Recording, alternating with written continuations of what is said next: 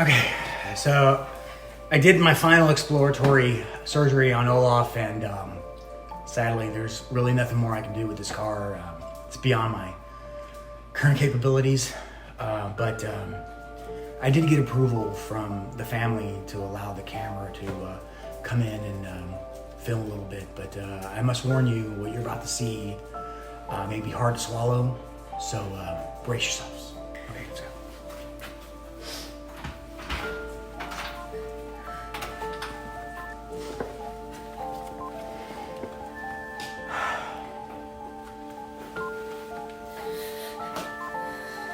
Yogi, Mama, I'm sorry. There's nothing more I could do for Olaf. It's beyond my capabilities. Really? I mean, but you're Yogi. I mean, your whole slogan is, let's fix it, so fix him! He's suffering from a catastrophic oil pressure problem that's a fatal flaw in these 2007 Audis. I'm not sure what else I could do. Can't you just pull his motor out and, I don't know, do some magic stuff that you do and fix it? I mean, I suppose I could pull the motor out and wiggle around in there and see what I can find. You have to do it, Yogi. You're our only hope. I'll tell you what. I'll get in my car, I'll go to Harbor Freight, I'll get an engine puller, and we'll try to fix it. Really? Yeah, because like you said, I mean, I'm Yogi. Let's fix it. Thank you. Just don't give up on him. I won't let you down. I won't let my loyal subscriber down either. Let's fix it. Thank you. Okay, there it is. Yo, microphone check, make it a microphone check. Give it a microphone, I make it a microphone dead. Don't step to me, newbie, I could truly be moody. I could have played the Grinch in the movies. I've been a part-time shadow cat, part-time. That is not a guy that I would ever want to try to battle rap. Snap, crackle, pop, mind fried to a crisp, make an MC into a wide-eyed lunatic.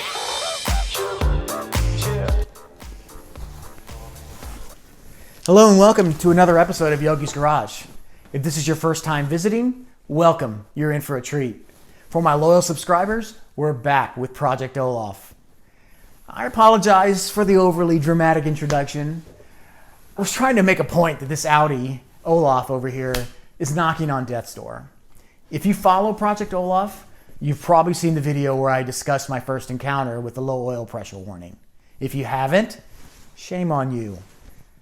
Click on that pop-up banner above and catch up. Anyway, this occurred after I tried to resolve the catalytic converter issue by adding a chemical called cataclean to the fuel system. Whether or not that caused the issue is hard to say, but the warning occurred after I poured that crap into the fuel tank in the attempt to clear the P0420 engine code. So you draw your own conclusions.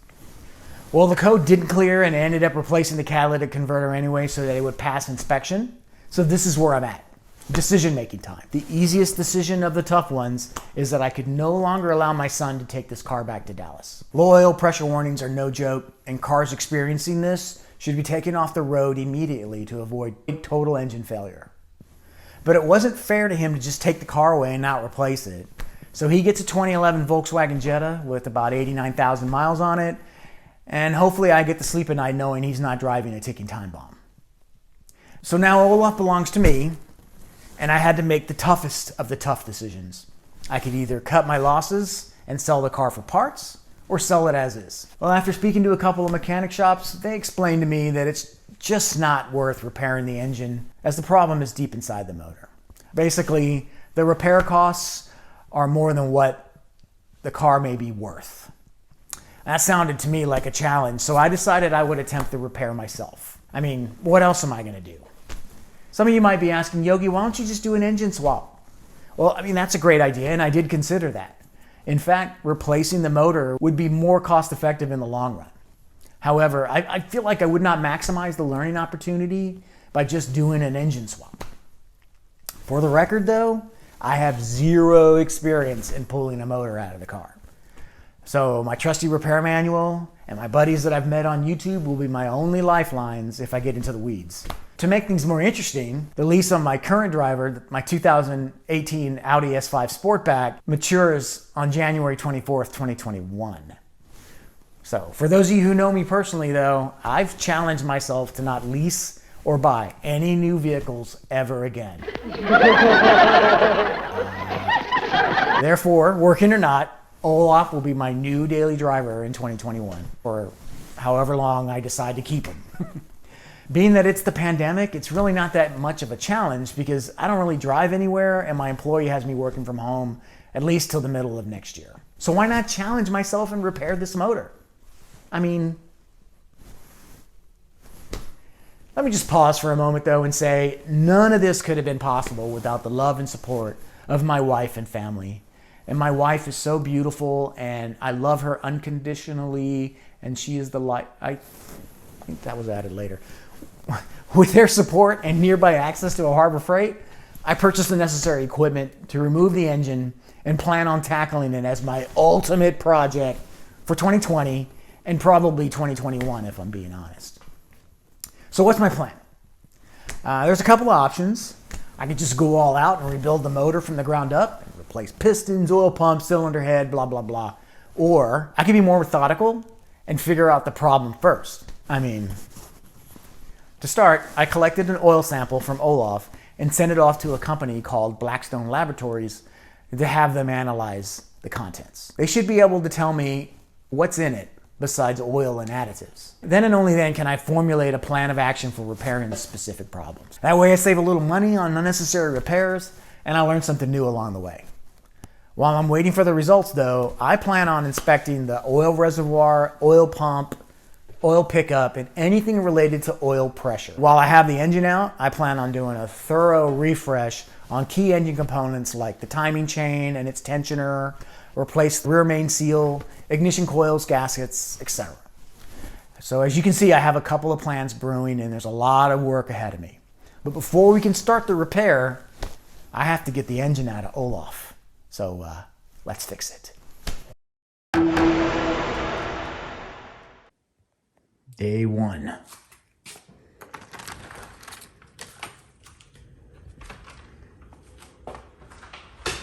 Alexa, let's fix it.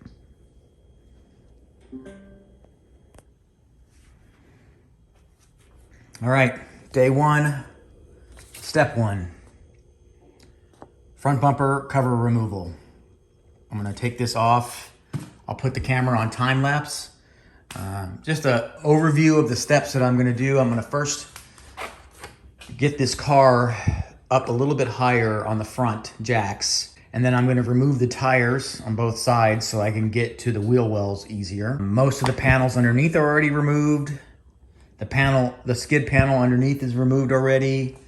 So it should just be a few bolts that I have to loosen and we'll be able to get this front bumper off so we can start the removal process of the motor. Let's do it. Just a little bit more detail on the repair manual that I'm using. This is a printout of an electronic repair manual that I got from eManuals online.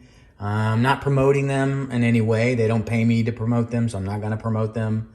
But they're a pretty useful tool out there to gather information about repairing any type of vehicle, whether it's a tractor trailer or a car or a truck or whatever. But anyway, so I got the front bumper removal process. I've documented the tools that I need, so I'm gonna go collect my tools, which I'll need T25 and T30 torque sockets and a 10mm socket as well, and maybe a Phillips and a flathead screwdriver, as well as my panel removal pry tool, which isn't listed here.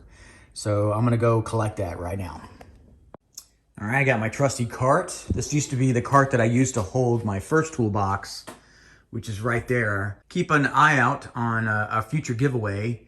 I plan on giving this away as a promotion to get more subscribers, and I'm gonna package that toolbox up and ship it free to any of my loyal subscribers once I reach a certain threshold. So more information on that at some point. So I'm gonna collect my sockets first, which is second drawer. I'm still getting used to where everything is. And I don't have a place for my torques just yet, but I'm in need of a 25 and a 30. and move on. I'm going into surgery. Wish me luck. These are the tools that I think I'm gonna need. My Torx, a couple of ratchets, screwdrivers. I have my adapters for my power tools, my gloves, and of course, my repair manual.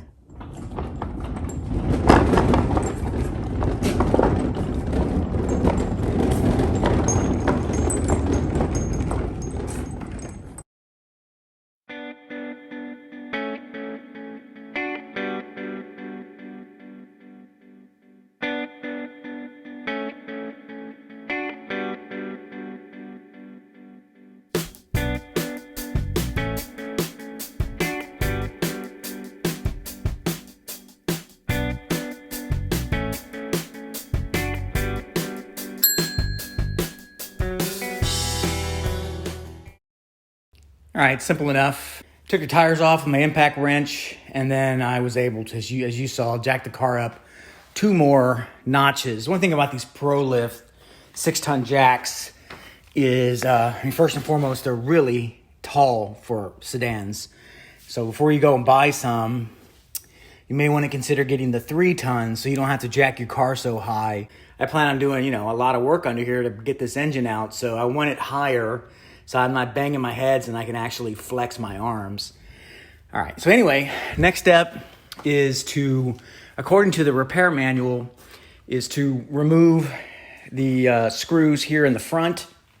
And these look like T25s, maybe a T30. There's a few of them here that I gotta remove. There are some recessed down in there that I have to loosen.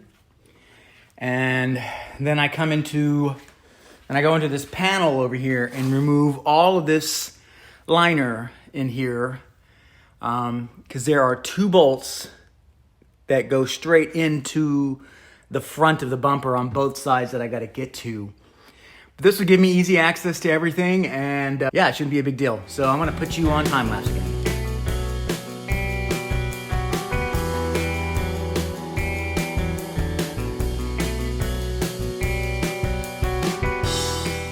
I went ahead and stopped the video here for a moment just to let you know that inside of this wheel well, for those mechanics like myself who don't do this on a daily basis, may not consider the contaminants that are in this area. So if I were you, like me, I'm a little paranoid about getting sick at this point due to the pandemic. So I'm going to get a respirator on, because the contaminants in here are combined dirt and grime from the road, obviously, oil from any type of leakage, but most importantly, brake dust. Brake dust is a carcinogen, so if you don't want that stuff in your lungs, wear a respirator like I'm about to do.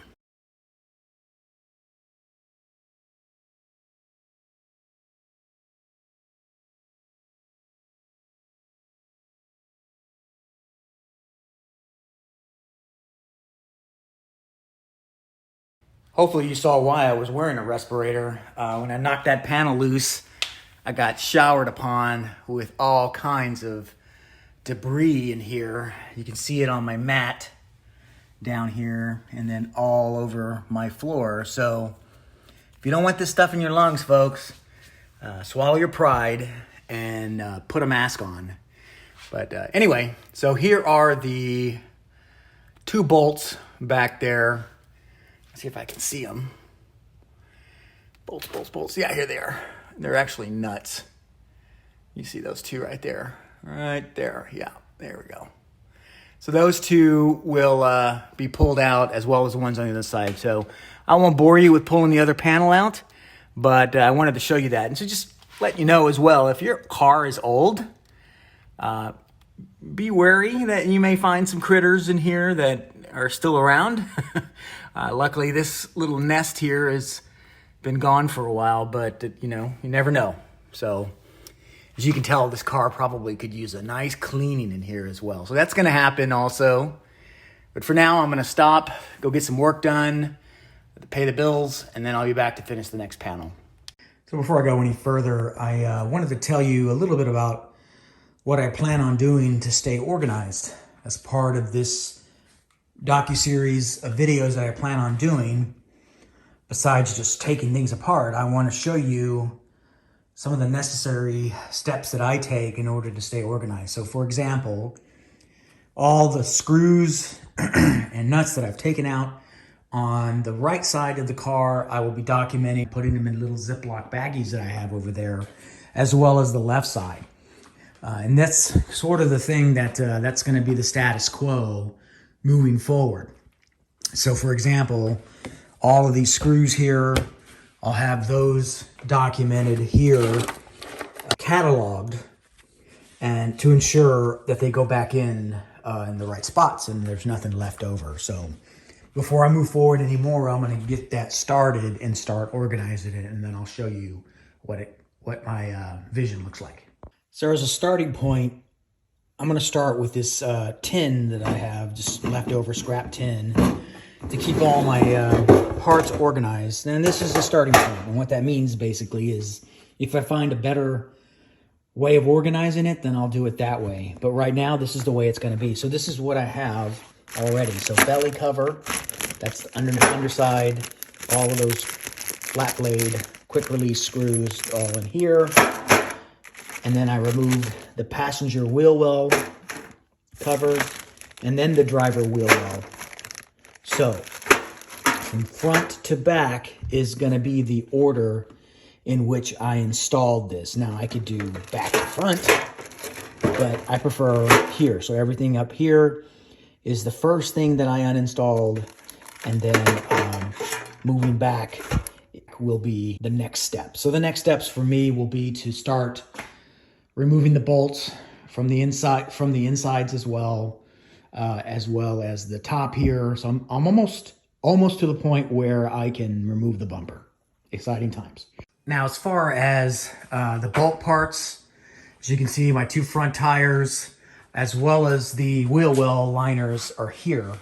I labeled the wheel well liner, one of them, because obviously the other one would be the opposite, here. So you see right, obviously this is left. I went ahead and labeled these two so that there's no confusion whatsoever. And you can see I actually got confused and labeled it right when it should have been left. So these will go here as well. Eventually the pile of parts will get so big I'm gonna have to carry it outside and put it on the back porch, which is fine. I don't want it here anyway. So that'll give me an opportunity to clean it up before I bring it back into the house.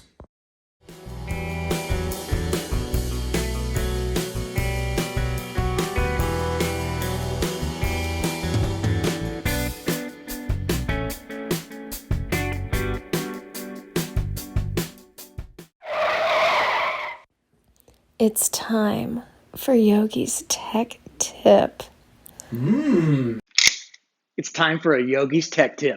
Also, when you're in here, you need to inspect the bushings and the ball joints. And I can tell you right now that this ball joint is going to need to be replaced. And lucky for me, this ball joint has a nut on top. So that means I don't need to replace the entire freaking control arm like on the Ford. This should be relatively simple.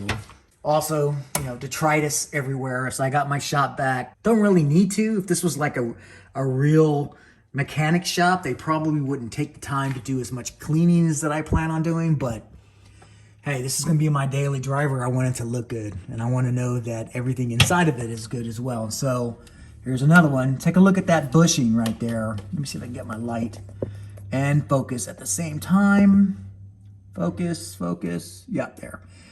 That bushing, you see the cracking around the bolt? That is a bad bushing. So that's going to need to be replaced as well.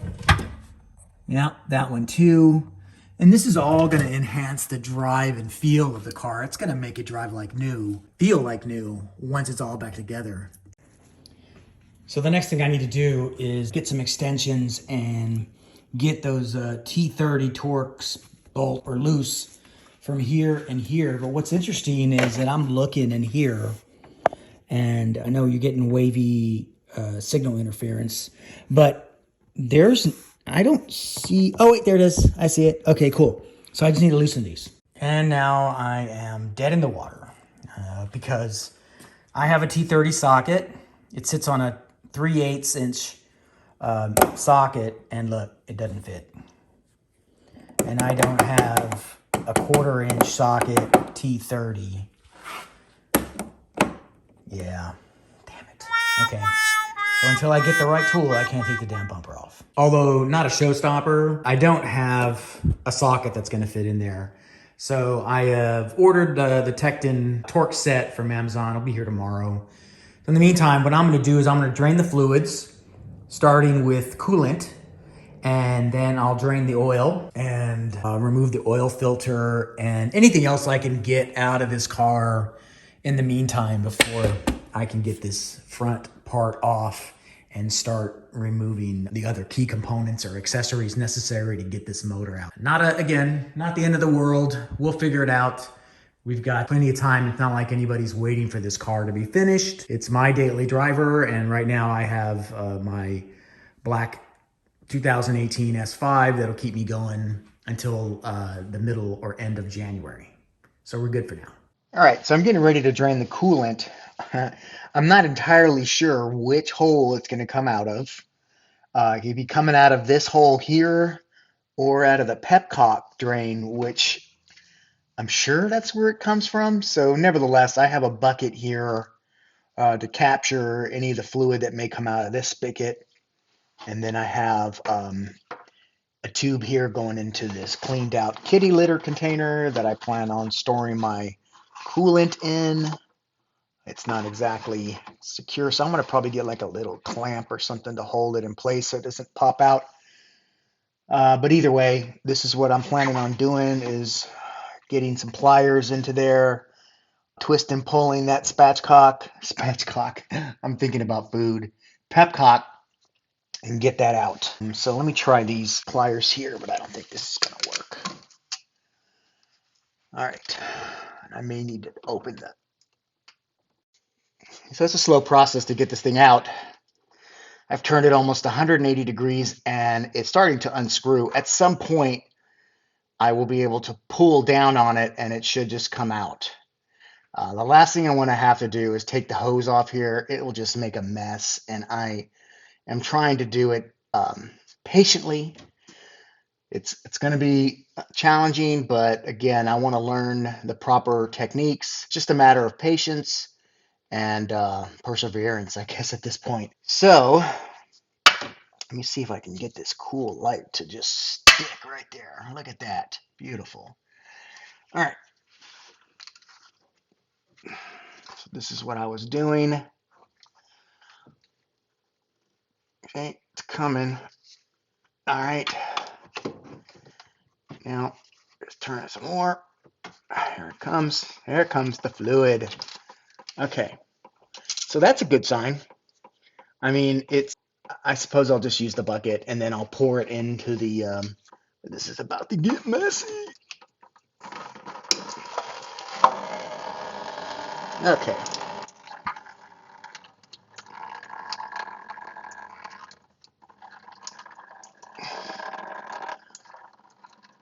Oh, it's getting into my gloves.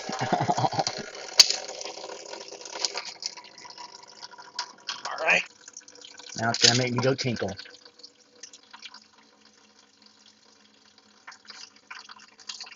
Kind of drain the oil and move on. I like to aim it. Get this bad boy on there and just break it. Like my Tecton.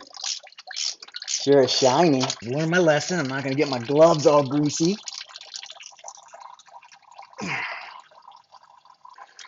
Obviously.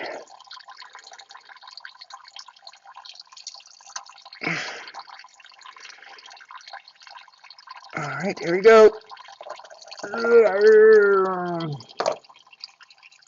I won't be needing to remove the battery from the car, thank goodness. I think it's heavy.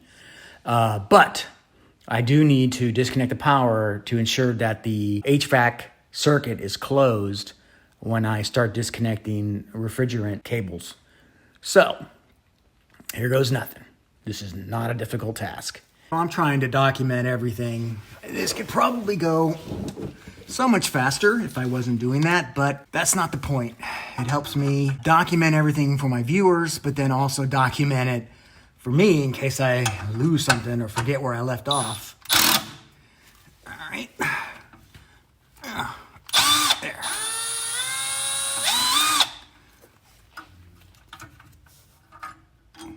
This is the bracket that holds the shield protector underneath the car. So I'm taking that off. I'm gonna store that off somewhere. Oh, I can't get to that one. Can I get to that one? Yeah, I can. I'm just trying to avoid it landing in the oil, but whatever. I'll catch it. All right, there we go. Don't walk, but run to get yourself one of these. Everybody could use this for home use and for automotive use. This is a Milwaukee Fuel screwdriver. It is not an impact wrench. Sometimes you don't need to use the impact technology to loosen a bolt when it's just, a fastener that's attaching some trim or something to the car. Go out and get one of these bad boys. It's totally worth it. So let's move on to the next step. Before I go about moving this, I wanted to capture it on camera so that you see what I see when I move it. Now, what I'm expecting to see is, again, that shimmery halo in the oil. But take a look at that right there, and you can see all the little sparklies in the oil. Man, that's a mess. Let's see if I can stir up the sparklies. But man, just looking at it with my own eyes and not through the camera, I can see it. But let's see if I can stir it up. There. You see that? So the next step is after the fluid is drained. By the way, I am not necessarily jumping around a little bit. I'm kind of going around some of the steps that require me to gain access to removing the component on the front of the car, since I don't have the bumper down yet. So the next step is to remove that hose from the bottom of the radiator that connects to the left intercooler. And I get to use my little Charlotte to unscrew the hose. Such a handy little tool she is. Yeah, looking good. All right, so I disconnected the hose going to the turbo here. You can see the oil accumulating. And now I gotta connect or disconnect this one here, and I'll double back and finish up the refrigerant conduit in a minute. Next up, pulling out air intake system, taking these two screws out, I'm removing this component as well as this component. I'm gonna take the air box out as well and disconnect some of these wires and sensors. So here we go.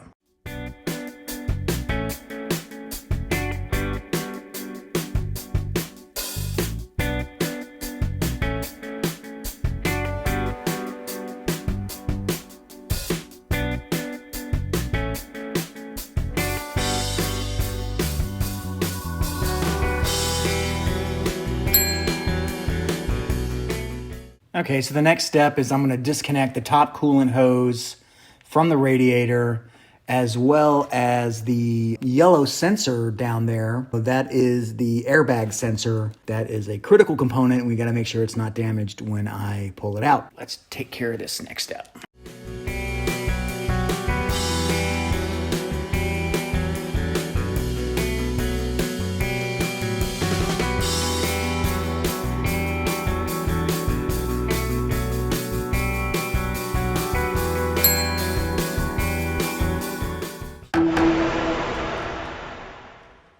And through the magic of video editing, it's the next day. Thanks to Amazon, I've got some more Tecton, and I believe I have the proper length to fit inside the bumper to get those bolts loosened up. Let's take a look. There it is. Boom, look at that.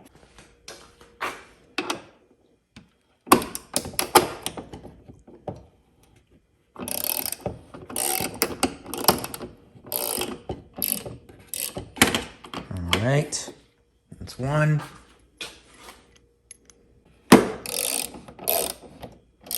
Quarter turn is all you need to do to loosen that up.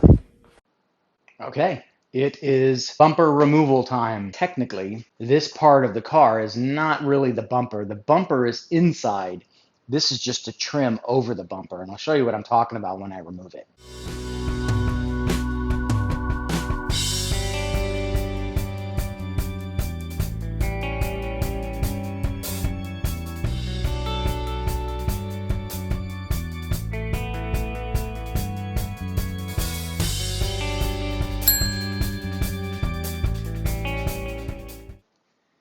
Okay, that wasn't too bad. By the way, there were 2 extra fasteners that I did not remove that were attached here to the edge, and I caught those when I was trying to take it off. It obviously wouldn't budge. So back to what I was talking about as far as the bumper. That is your bumper. And I still need to remove the airbag sensor next. So let's take care of that. This is where I play catch up from yesterday. I've got more removal to do. I got to remove these air cowls. I have to remove the headlights, the electrical connectors to that. I have to remove horn, and then I have to remove the bumper. Okay, so I'll remove the cowls and then move on from there. So more disconnecting. I'll put you on time lapse so we can fly right through this.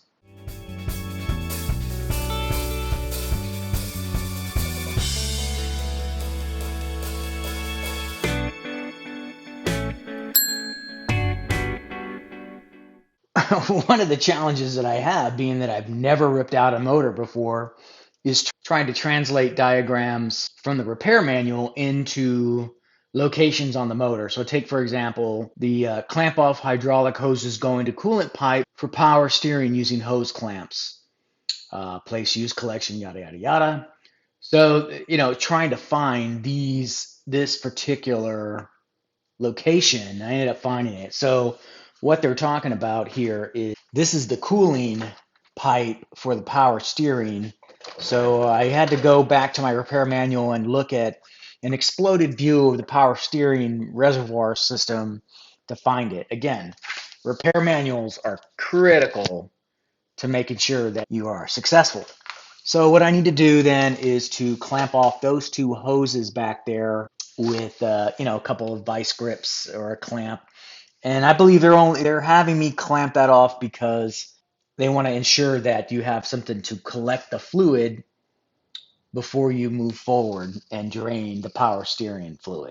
All right, so I figured out a good place to clamp these things off. The repair manual says you need a special tool, clamp off hoses, and I say shenanigans. And I've got a kick-ass pair of Milwaukee needle nose vice grips, which are super awesome. And then I've got an older pair, so I plan on getting a few more of these because these things are killer. And so I've got them clamped off. And again, the whole point of this is so that you control when the fluid comes out because it's going to be messy and you want something under there. So I got a bucket ready to go, and I'm going to clip off these hose clamps and start getting this fluid and move on to the next step.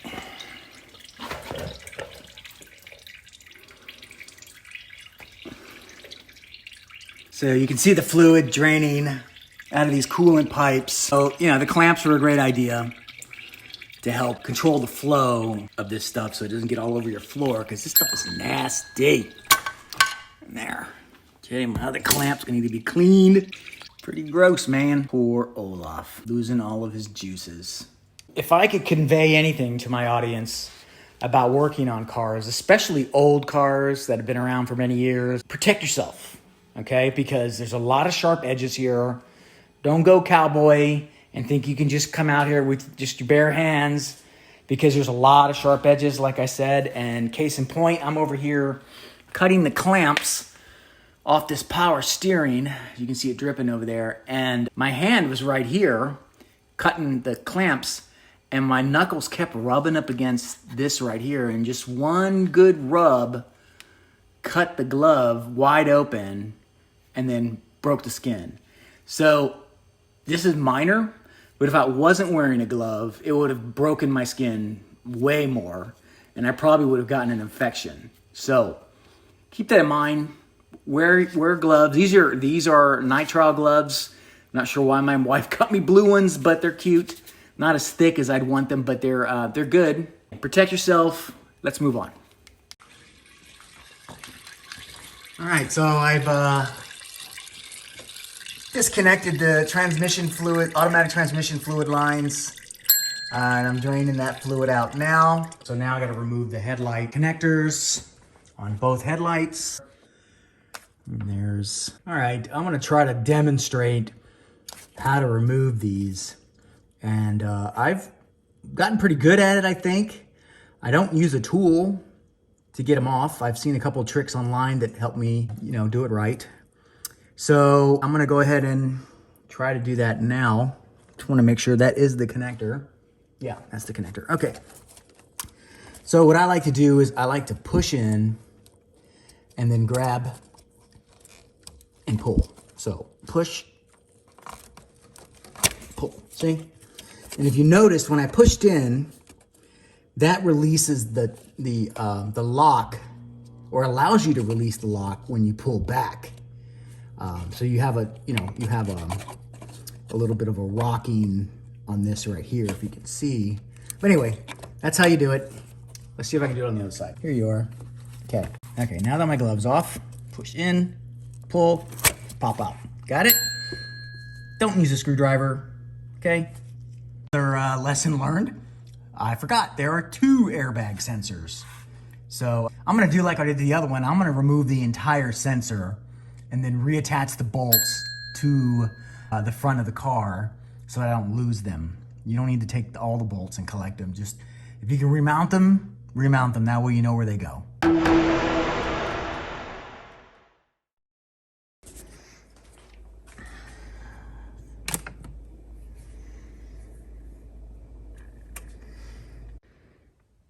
Alexa, let's fix it. Good morning. It is 6 a.m. on Thursday. I have a short list of things I want to do today. I want to get the rest of the electricals off the front end and get to a point where I can rip it off and get the headlights off and expose the front part of the motor. So I have a couple hours I want to get filmed today. I want to get it all in the can so I can have something cohesively ready for my audience, which is you, by Friday. So the plans again are to get the rest of the electricals off, like the headlights, the horn, the coolant pipe for power steering, and some of the rest of the cowls. I'll put some gloves on and cut my hand again. And gather the headlights. Okay, so I'm almost to the point where I actually start doing something to the engine. Okay, let's get going.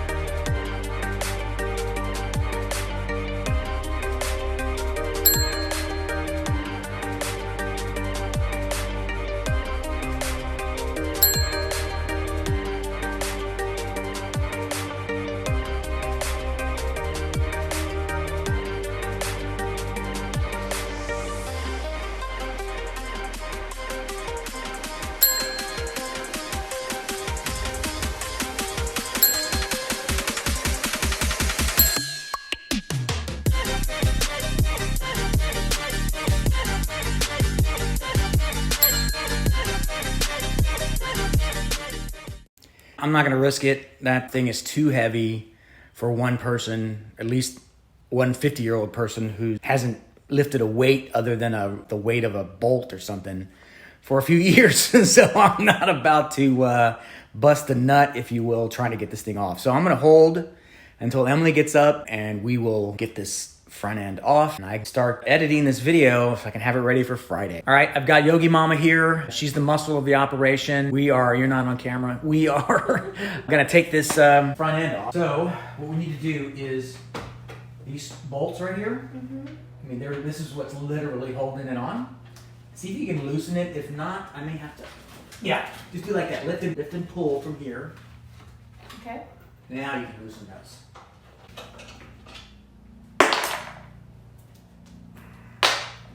Okay, grab it here. Pull forward. Walk it slowly. It may still be connected somewhere. That's connected. Oh, hold. Put it back on. All the way. There you go. Let's see. You ready? Here, you can actually lift it from this as well if you feel more comfortable with that. Okay. Back it up slowly. Hold down on the chair. Looks like you're still connected to something. Okay. So let's just carry it. Wow. Look at that. Oh, it's dripping. Yeah, it's kind of late. Don't get it on your feet. Too late. Olaf is still bleeding fluid here. This is antifreeze. I know it's not caustic or anything, but I asked my wife to go wash her feet quick. No big deal. It comes right off of these kick-ass floors that I have. So I'm gonna mop this up, drain the rest of the fluid, and then haul it. So as you can see, I still have quite a bit of work ahead of me to get this